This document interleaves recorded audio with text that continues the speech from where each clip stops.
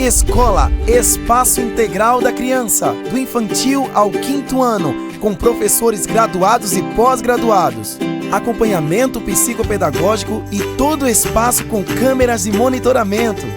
Na Rua João Pedro dos Santos Oliveira, 255, Vila Rica, Jaboatão. Ligue 3023 7054 e 98622 5283. EIC, o projeto educacional começa aqui! Olá, meus amores!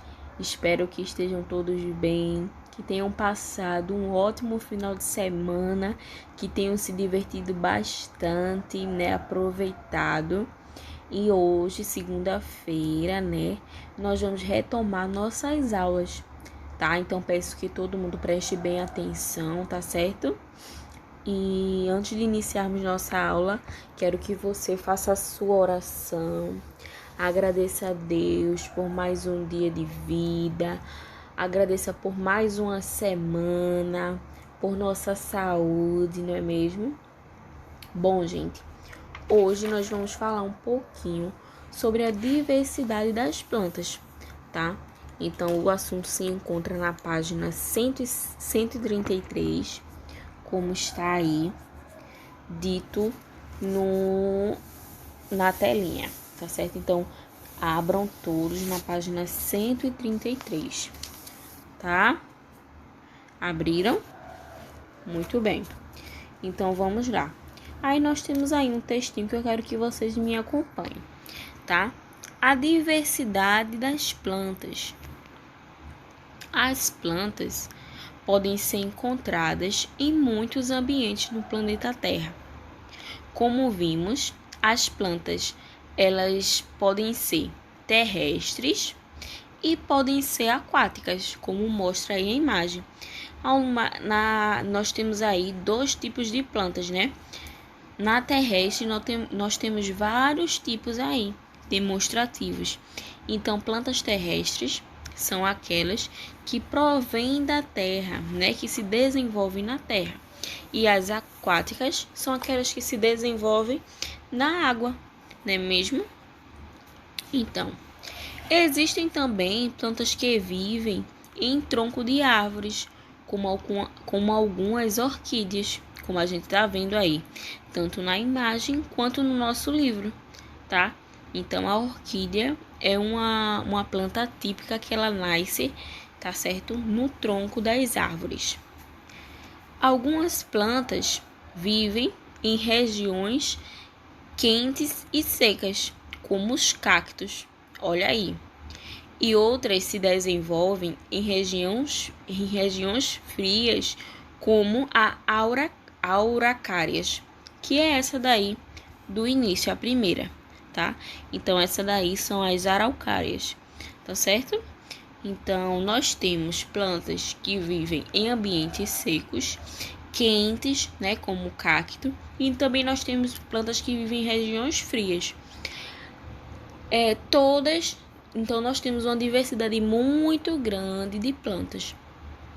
E cada uma tem seu habitat, Então, se eu retirar uma planta de uma região quente e seca e colocá-la em uma região fria e úmida, ela com certeza não vai conseguir sobreviver por muito tempo, porque ela está designada, ela é adaptada para viver em um ambiente quente e seco. E da mesma forma, as plantas que são de origem em regiões frias, se eu colocá-las em uma região quente e seca, ela não vai conseguir sobreviver, Então, aí na descrição, no livro de vocês, nós temos aí o mandacaru.